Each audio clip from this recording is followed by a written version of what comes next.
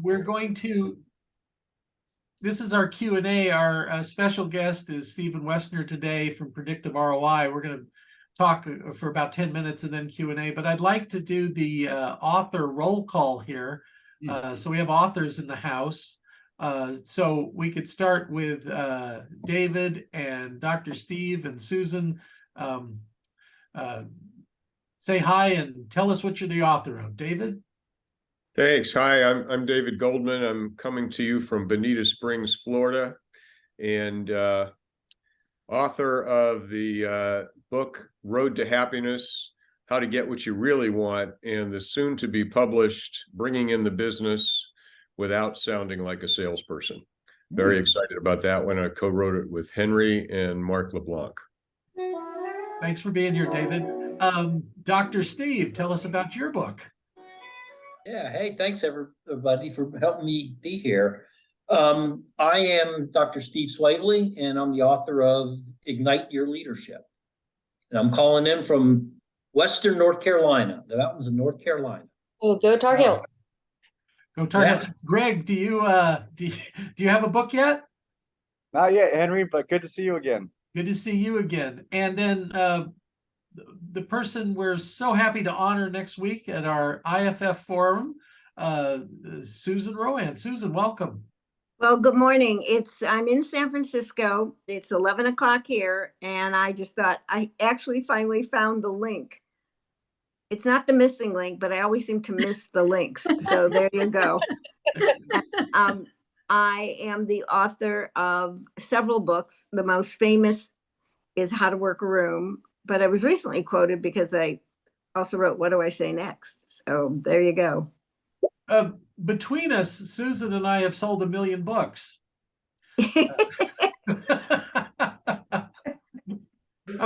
I'm under the 100,000 mark, but yeah. Good. So, well, we have the author of Sell with Authority, Stephen Woessner, is our guest today. Welcome. Let's talk about how to market like a thought leader, how to market like an authority.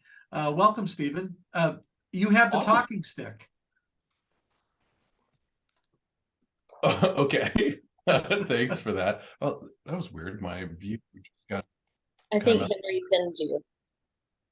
Oh, okay. I pinned you. Right. Will you be my speaker, Steve? Okay, so let's I will be your speaker. And Susan, it's good to see you again. Susan was our great guest for Onward Nation way back in the early days of Onward Nation. In fact, she was one of our top 200 guests or I should say she was one of our first 200 guests. That's the best way to say it. Back in 2015. So it's lovely. It was a long time ago. Yeah, long time ago. So when I saw you in the room, I'm like, hey, I know her. So anyway. And now I have white hair, so the fact that you recognize me is wonderful. Well, sister, when you and I got together for our interview, I had hair, so, you know. Susan realized what she did there after she said it. Yeah. So there you go. Thanks for bringing up the hair piece. Anyway, that was a hair piece. Anyway. Yeah. All right, so Henry mentioned the authority piece, and here's why we're big fans of this word authority, if you want to say authority marketing, however you want to knit that together, is because we believe that most, our tribe here at Predictive are agency owners, business coaches, strategic consultants. That's who we serve. That's who we've been over the last 30 years. So it makes sense that that would be our tribe. And we believe that most agency owners, coaches, consultants, go about sales and business development in the least effective, most painful way possible. And we are firm believers that there's a better way. We call it the Sell with Authority methodology. And Drew McClellan, who's the CEO of Agency Management Institute, he and I wrote the book called Sell with Authority. And it's based on this premise of that when we build an authority position, when we become the known expert in a niche, as many of you are the known experts in your niche, it gives you this ability to do multiple things. And that is, one, you're seen as the expert, yay for that. You attract right fit prospects when you're really clear on who those right fit prospects should be, yay for that. It gives you the ability to charge a premium price, awesome. And then not only are you attracting right fit prospects to you, but you're doing that if you want to say you're doing that at scale, if you're doing that at sort of volume, because here's what we hear all the time when meeting with somebody new. Hey, Predictive, I just need more at-bats. My sales pipeline is dry, is dusty, is barren. I don't know who I'm going to sell to next. And if I do get an at-bat, I don't know what I'm going to sell. And candidly, I don't know how I'm going to be able to do that. So when David mentioned this sales focused book, yay for that, because there's so many sort of yucky sales tactics that are out there. Like, we couldn't be 180 degrees more opposite than that famous kind of Hollywood scene of coffee is for closers. And yeah, that's yucky. Like, we hate that. So when somebody becomes an authority in their space, they not only have the ability to charge a premium price and they attract right fit prospects, but their sales pipeline goes from being dry to turning into a steady stream of right fit prospects who are eager to work with them, and then excited actually about paying a premium price for the privilege to do so. So happy to walk through like some of the key pieces of how we do that, but the key words that I just sort of mentioned there are who, getting really, really clear about who it is that you want to serve, how you're going to serve them, the problems that you're going to help them solve, the stories that you can tell about those solutions, and then hanging out in the right ponds, because you know that that's where they congregate. That's sort of high level of the who.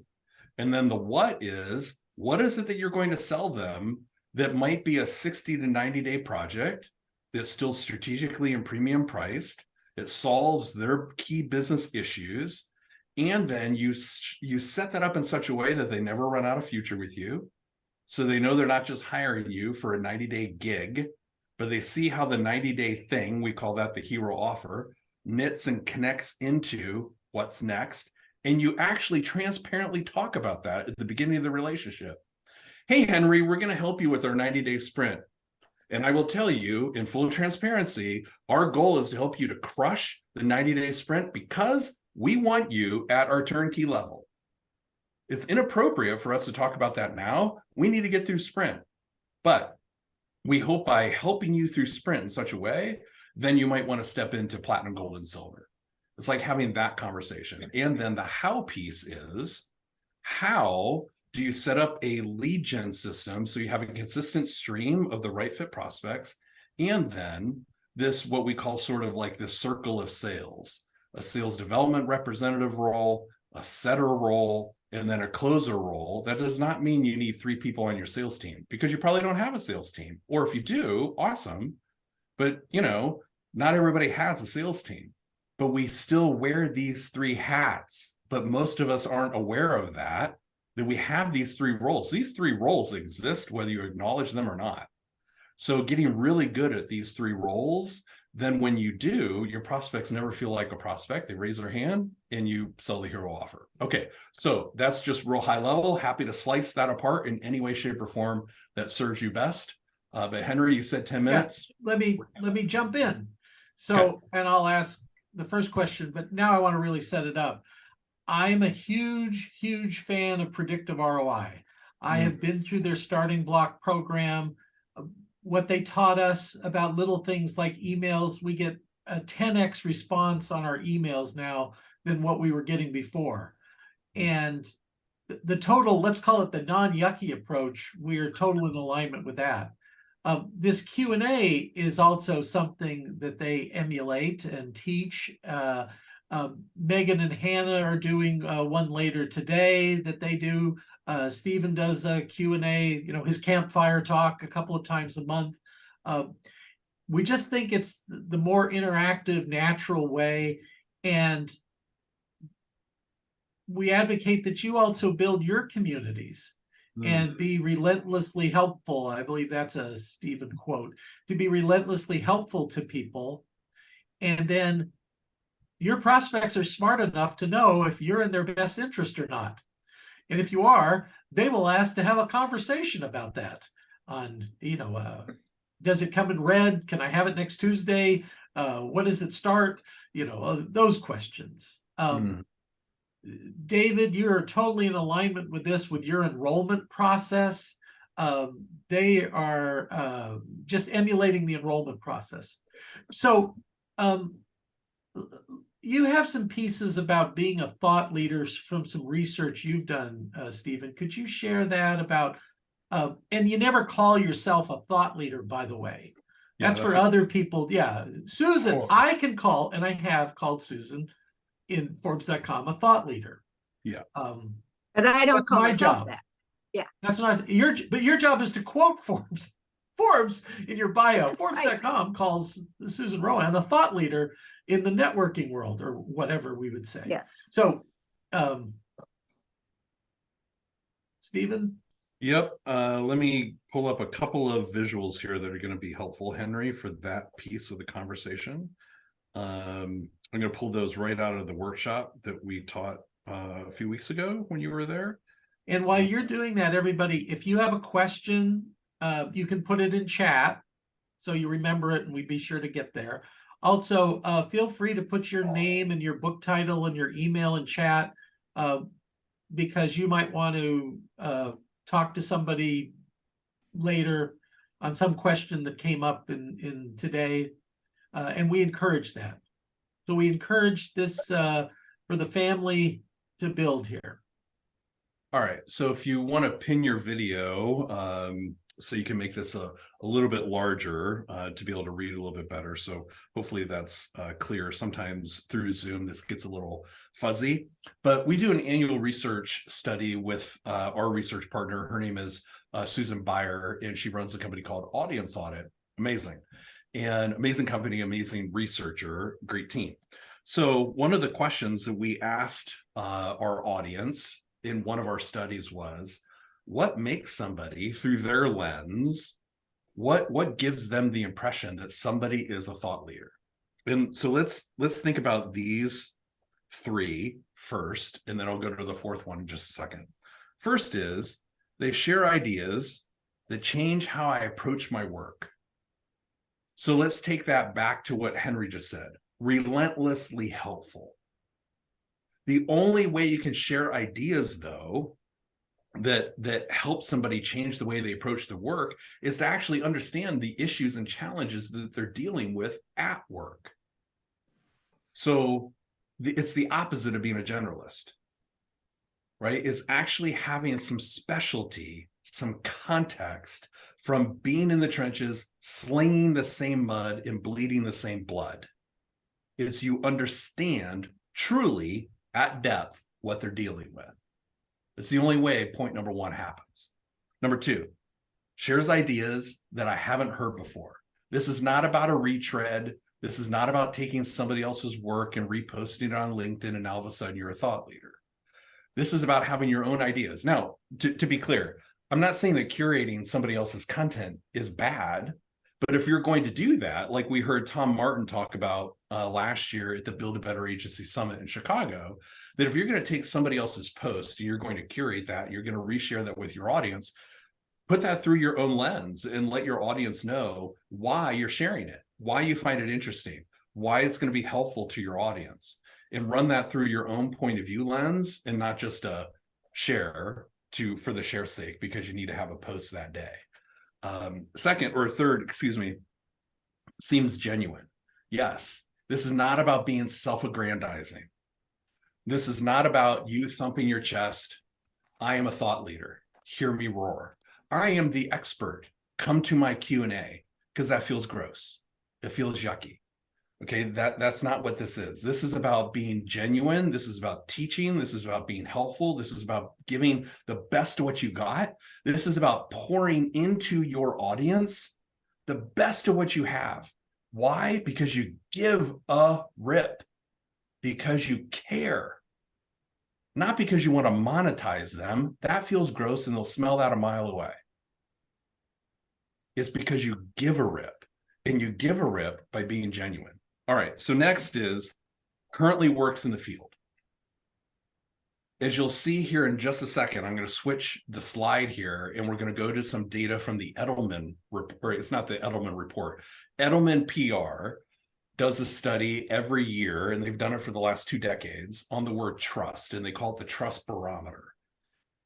And I think it was last year's study that I'm going to show this slide from here in just a second, which shows that the people who are creating the greatest amount of empathy and authority with their audiences, industry experts. I know that's not a big surprise, right? And it's people who look like them, not literally, of course, but it means there's really easy to see that they've been in the same trenches, they've slung the same mud, they've bled the same blood, they have the same sort of battle scars, because that's how rapport is built.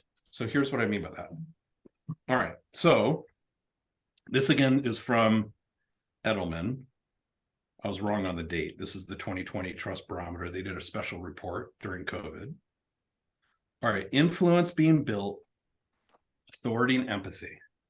I think it's very easy to assume that it's these people with millions of social media followers or some sort of celebrity about themselves, that they're the ones who are crushing it. And that couldn't be further from the truth. By the way, I should also say that this data was collected over 37 countries and over 30,000 respondents.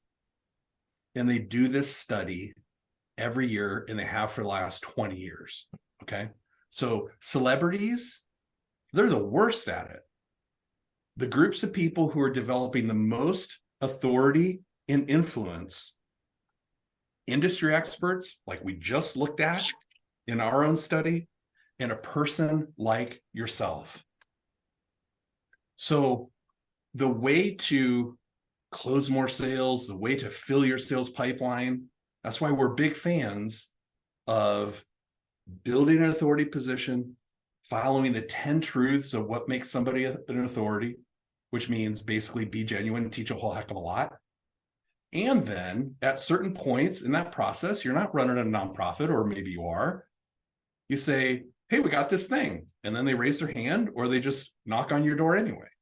So Henry, does that answer your question about the research pieces?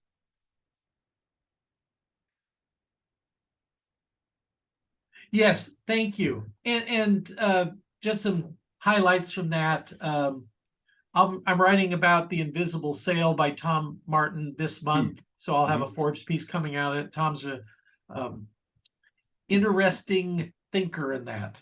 Also, Susan Byer was mentioned. And I don't know what we call Susan and Jamie and me.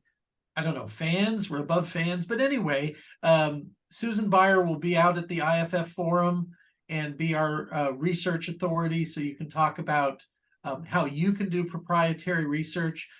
You don't have to interview 30,000 people in 37 countries like Edelman does. The principle is the same. If we want to be an authority, we should be doing research. And she'll show us how. Jamie Shibley is also coming out, big fan of predictive ROI, and she's moving forward in her space on how you use strategic gift giving to build relationships. And it's just so interesting to me how all of this work reinforces itself. I also wanted to point out predictive ROI demonstrates everything they teach. So in the chat, Megan and Hannah are doing helpful comments in the chat to be in there. When you're in other people's Q&As, do comments in there. Ask good questions. We've all been the person with the spotlight on us, and we can all use as much help as we can get. So I just like to open it up. I don't want to dominate. Does anybody have a question for Stephen or for me or Devin?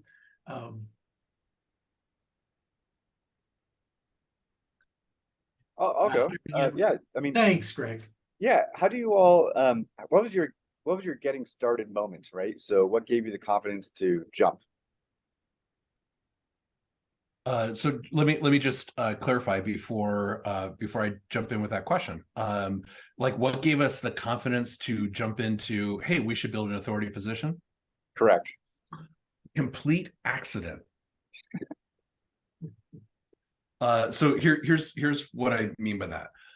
It was May of 2015, and my business partner and I, his name is Eric, and Henry had mentioned him a few minutes ago. But Eric and I, we just come back from a 2-day on-site with our client, a client, excuse me, and candidly, it did not go so awesome. So we ended up losing that client, and sort of the like in the personal finances, you run out of money before you run out of month, and we had too many teammates for not enough revenue, and so we knew that we needed to do something really quickly. So my grand idea, which was not much of a strategy at all, was that we're going to launch a daily podcast. And then we had the great fortune of having some really amazing guests, and Susan being one of those guests came onto the show, and we built some cool reputation pretty quickly.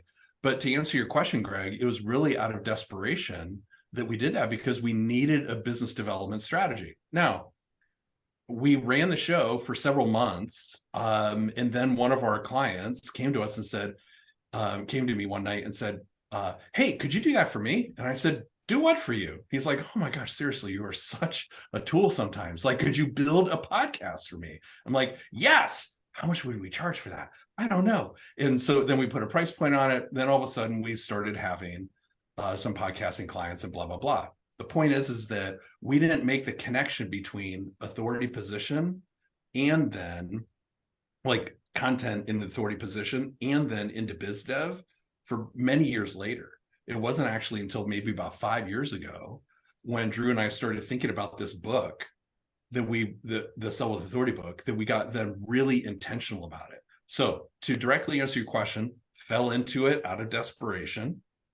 Then, like many entrepreneurs, is like, holy bananas, we jumped out of the airplane without a parachute. We quickly knitted together the parachute. And we're like, oh, wait a minute, this parachute connects with that parachute, this piece and that piece. Is like, wow, this is kind of interesting. And started doing some research, validated the model, and then used it to build the business.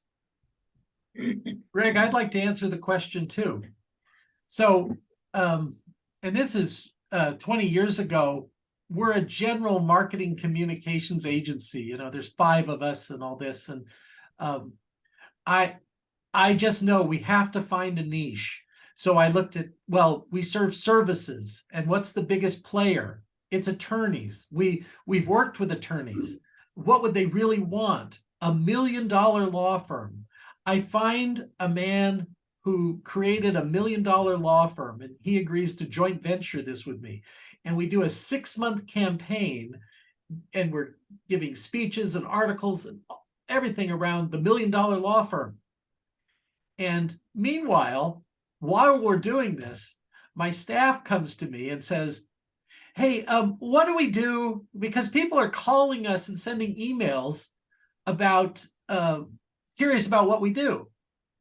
And I said, I really don't have time for that. And they said, yeah, but we need to respond. I said, well, like, what type of people they are? They said they're consultants. I said, just take the master document, do a search and replace, and wherever it says attorney, put in consultant and just send it to them. 6 months later, 0 attorney clients, none. All these consultants have signed up. And I said, oh, okay, well, it's, the universe is telling us something. So we're helping consultants. And I said, but we still don't have our niche. We don't have the niche, right? And one said, I know you tell us we should have a book, and I've never written one, but you have. Could you help us with a book? Sure. Helped him with a book. And then this other person calls and says, hey, I heard you helped so-and-so with their book and sold 10,000 copies, and they're real excited. Could you help me with my book? Sure. Still looking for my niche. After the 9th book, I said, maybe the universe is sending a message, books for consultants, and takes over everything that we're doing. But I was frustrated last spring that, I still felt I wasn't quite there. And I'd been on the Onward Nation podcast. I'd met Stephen. I heard something about this Build a Better Agency Summit that Drew McClellan was doing. I never heard of him or that, but I got a press pass and went in there. And then also looked over my client list, and my favorite, most successful clients, the ones who were sending testimonials that I made them $1 million, were all agencies. And when I worked with Predictive ROI, Eric Jensen says, there's nothing in your materials that says you're an agency right now. I said, well, we're an agency in disguise as a book publishing company. He says, yeah, agencies would like to know that you're an agency that serves agencies. So the point of the story, and I do have one, is it's an evolution sometimes. Stephen's story was an evolution. You have to trial and error things. You have a hypothesis, you test it. You either get what you want or you get experience. Experience is what you get when you didn't want that. But you learn from that, and then you can find the real super niche that you need to be in. And Stephen and Eric found what I call the ABC: agency owners, business consultants, and coaches. And that's their sphere. Oh, that's a lot of people who we attract too. That's why we get along so well together. And we love baseball. And we love baseball. The greatest sport ever invented, Hannah. The heart is what makes it great. Wow. Okay. She's not interested unless we're talking about hot dogs that you can get at a ballpark. Other than that, That's the we're best back in part her of attention. any baseball game is the hot dogs. It's the only part I think. Hannah, you and my mom, she said, oh, I don't care anything about baseball. I like to people watch. You get to eat these snacks. Yes. You know, there's lots of things going on in the stands. So yeah, you find your own entertainment. Yes. It all works As long out. as there's hot dogs, I will go see a baseball game. I'm trying to like make the correlation in my brain because I don't love baseball, but I'm trying to associate it with hot dogs. So when I hear baseball, I'm like, ooh, hot dogs. And then I feel Oh, hot positive about dogs. Okay. Well, if you come to San Diego, we also have sushi at the ballpark. I That don't is go, very I wrote this fancy. in a book. I don't go to a ballpark for sushi. That's number Yeah. one.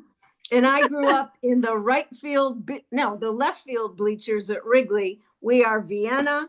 And in Chicago, you could actually get arrested if you put ketchup on a hot dog. I'm just saying. Just saying. Hey, Just Susan, saying. I was in Chicago with my wife, and she didn't want to go out to dinner. She said, just room service. I said, well, I have to go run an errand. And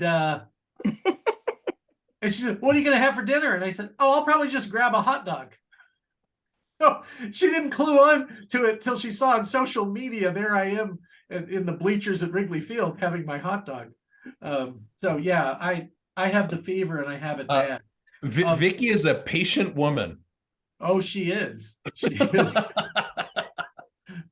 But she has her own interests that I follow, namely Weird Al and Comic-Con.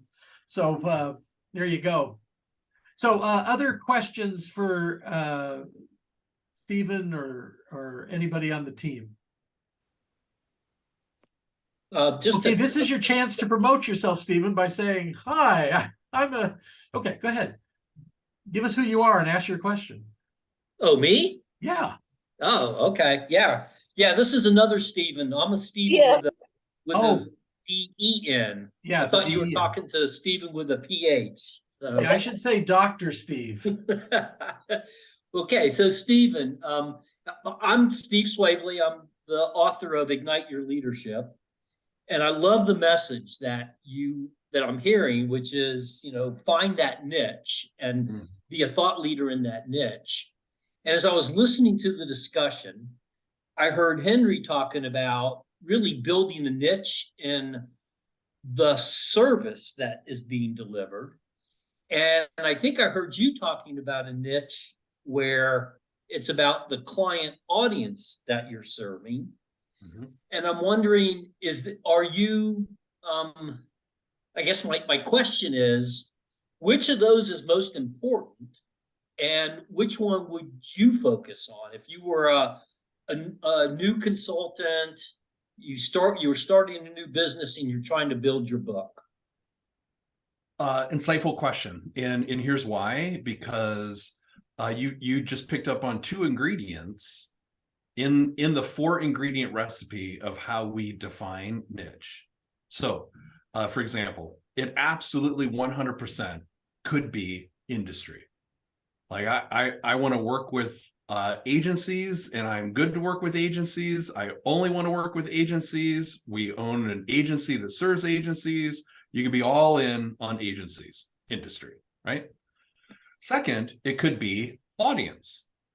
One of the rationales, if you will, of why we started the Onward Nation podcast back in 2015 was because I wanted to interview business owners, and I wanted a working knowledge that was deeper about business owners, their motivations, their psyche, their decision-making process, deeper than anyone else could compete against. I wanted to understand business owners. So if you wanted to sell to business owners, we had a working knowledge, which is why I interviewed 1,000 of them. Right. So now our audience has changed, as Henry was talking about. Right. So now our audience, our agencies also. So now the content that we create is agency focused. And now people come to us who want to sell through to agencies because we understand that audience. So the second ingredient, Steve, is audience, your client's audience. So can you understand your client's audience better than your client? Because now you have a powerful position of strength, if that's the case. So that's ingredient number 2. 3 is business issue and challenge. Maybe you solve this issue over and over and over again, and you do it better than anyone else. Like, you are, whatever the type of leadership is that you teach to, like, that's your thing. Other leadership issues, nope. But if this thing, Steve's your guy, right? So like, you understand a business issue and challenge and how to solve that thing better than anyone else on the planet. That third ingredient could also help to define niche. And then the last one is superpower. So like in our world, maybe that's search engine optimization. Like, do we have a unique way that we approach search engine optimization? Yep, we sure do. And so that's a powerful strength for us. That's a superpower for us. So you can knit together all 4 of those. We serve agencies, industry. We understand agencies better than anybody. That's a bit of an overstatement, but we understand agencies better than anybody, audience. We help them solve the dry pipeline, business issue and challenge. Then 4th is, we do that because we are masters and ninjas at search engine optimization. You can knit all 4 of those together, have a really strong niche, or it can just be 1. It doesn't have to be 4. Oh, awesome. That was so helpful. Thank you. You're welcome. That has I'll jump in really- something about my niece, Jana. So Jana came out of Rubbermaid, wanted to have more time with the family and the kids, so became a realtor. And she realized, wow, realtor's like a commodity, another realtor. But in her town, she organized all sorts of events for moms. She's a mom, and she, in Stephen Woessner's terms, she not only speaks the mom language, she knows the dialect.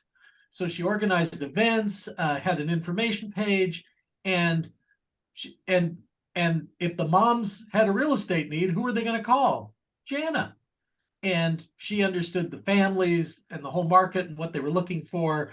And she's been very successful. So it might be, and Dr. Steve, I know part of your superpower is neurosciences. You're a brain doctor, and you know how the brain works. That is a superpower that can be applied also in your mix. You bet. Okay. So that was a any other great, question? just a great description, and it really helped. It's really helped me categorize things. Your 4 niches there, Stephen, help clarify for me what's kind of been confusing in my head. So thank you. Yeah, so the other reason why, well, of course we're biased, but these 4 ingredients obviously can be 1, but the more ingredients you add to the recipe, the better the cookie. Sorry, bad metaphor. Cookies are like a food group in our Great house. metaphor. Anyway, but the more ingredients you add, the better the cookie. And also, though, I think it's very common that when somebody says, oh, you should go narrow and niche down, they think, oh, I'm stepping into scarcity. That's where you want to stuff me into this closet that I'm only going to work with whoever for the rest of my life. actually not the case at all. When we put those 4 ingredients together, you actually step into abundance because you become so compelling to who you're trying to help and teach and share. It becomes so much easier to see, wow, Steve actually does give a rip about me. And I can tell through the stories he shares and all of that. Let me a follow-up question for you. And this is something I've talked with Henry about, I've talked with Devin about, and I'd love to get your input on, Stephen. My audience, I describe my audience as leaders in technical firms. That is a niche outside of firms that are not technically oriented. So I'm talking about engineering firms, manufacturing firms, even finance. Mm-hmm. The business issue, the challenge, the niche I have there is helping these leaders develop people skills. Because all of these leaders, they get there because they have great technical expertise and they struggle with the. Well, okay, so based on what you've shared with me, I think it probably could go more narrow if, let's say that you were to get somebody from a manufacturing operation, an engineering firm, and you mentioned like kind of a big lump of other technically driven or oriented companies, which is obviously a big lump, right? Right. But if you were to get them all into a room, would they build rapport quickly? Would they have commonalities, or would they think that they're unique snowflakes? Yeah, that's a great question. They would think they're unique snowflakes, yet the tools of like for example, communication, they're all the same. It's all the same, whether you're trying to communicate as an engineer or a physician.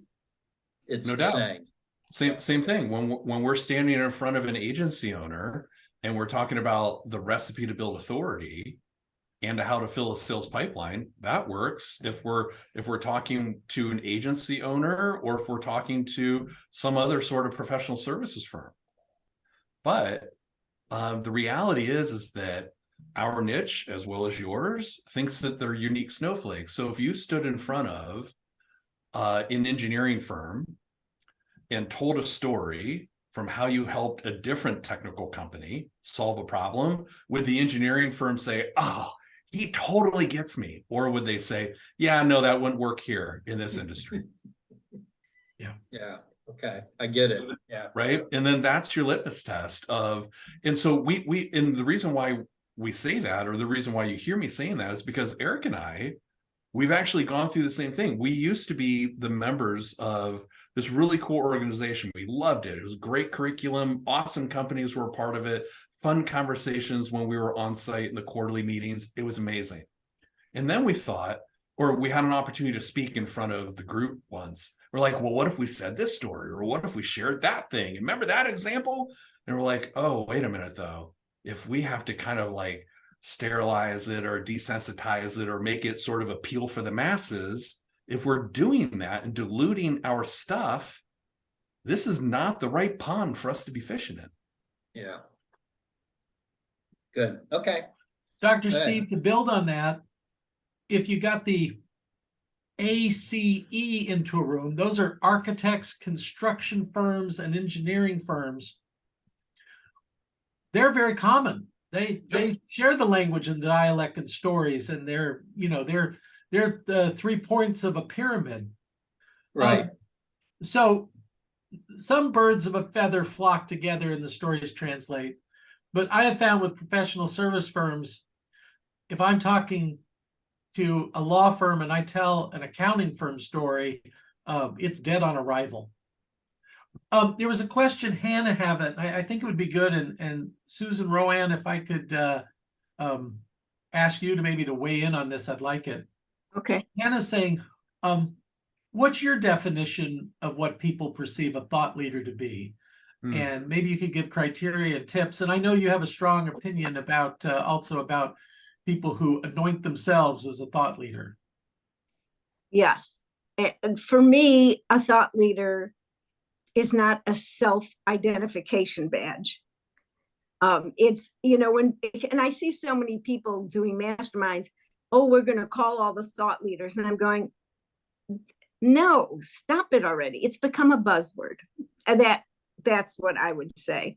Yeah. But I do think you can be a thought leader when other people think of you that way, because you are, whether it's that you're published, that you're an industry expert, that you're someone that sheds some light.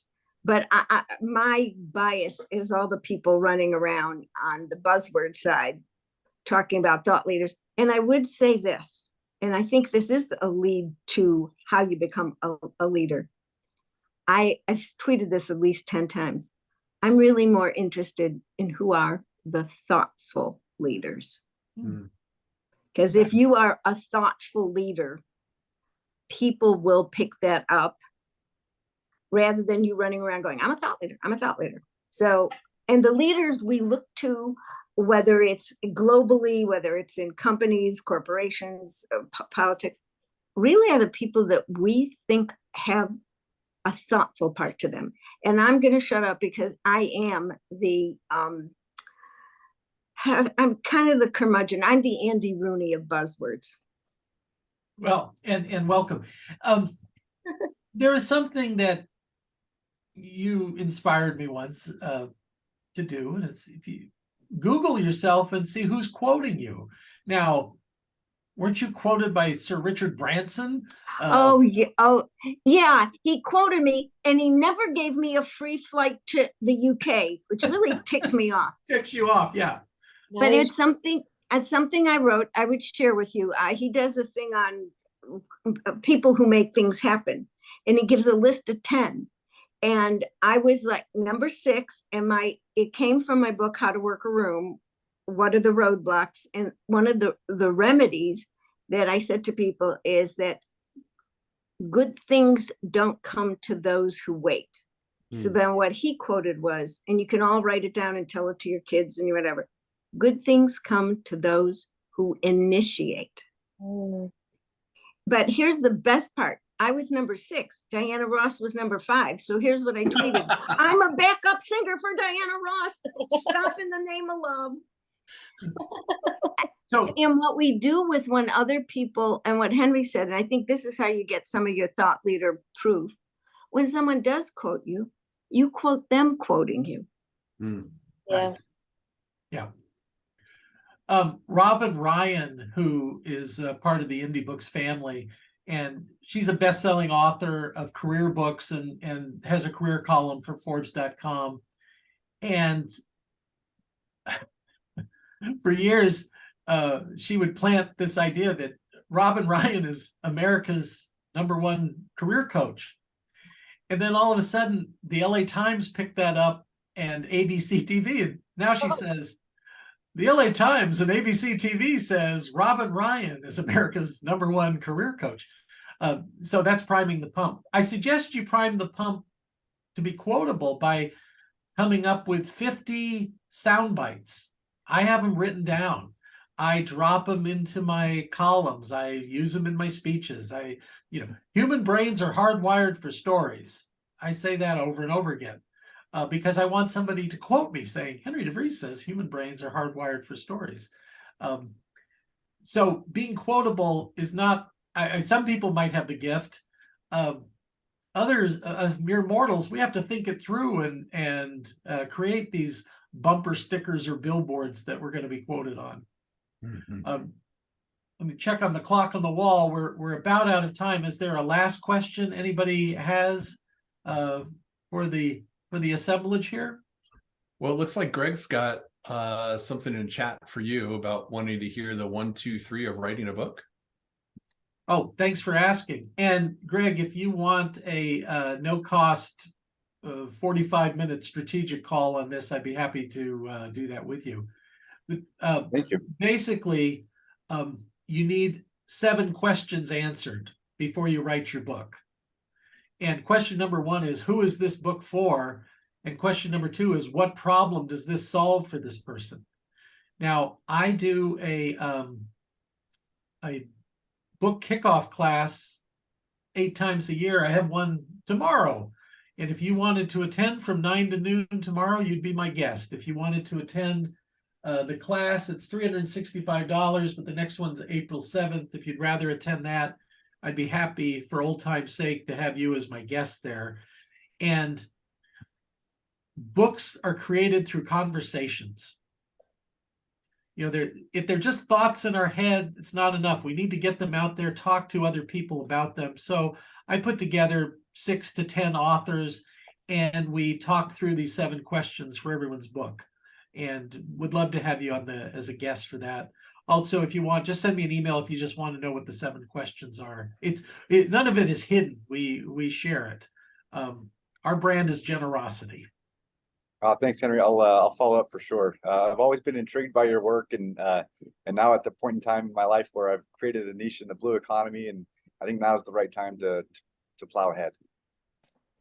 Well, let's have a conversation about that. Awesome. Thank you. Okay. Anything else for the good of the order? Hearing none, thank you so much for joining us today. I learned as a professor, ending early always scores points. So I will give you the rest of your day back. And Devin will follow up with an email about some of the things covered. I'm not sure if there's any. Oh, Devin, maybe as an attachment, we could do the 7 questions to everybody. They'd probably like to know what those are. And with that, I'll say goodbye. And just also a recommendation, get a hold of Predictive ROI, attend one of their Q&As. It's a great community. I've met great people there. We've shared energy and leads and everything else. Heck, I even spent last weekend at Susan Byers' house in Phoenix. I got invited to a Super Bowl party, but there were no hotels or rental cars. And she said, we'll be your rental car. We'll be your hotel. Come on down. So you too can get a free hotel stay. Yeah, because then you're able to say, that's all right. I know a guy, right? I know a guy. The 4 magic words. But also on that, we had lunch with Pamela Slim of The Widest Net, had tacos, and what she said was the perfect compliment to the Forbes article I had to write. And that's been that 10,000 people read that in a couple of days. You know, that was very well read article. So it's a team. It takes a community. Sure. Thanks, everybody. Appreciate you joining. Megan and Hannah, thanks for buying out some time to be with us. Thank you. Look forward to seeing you later today. Yes. Yes. See you for collabs and cocktails. Collabs and cocktails. Thanks, everybody.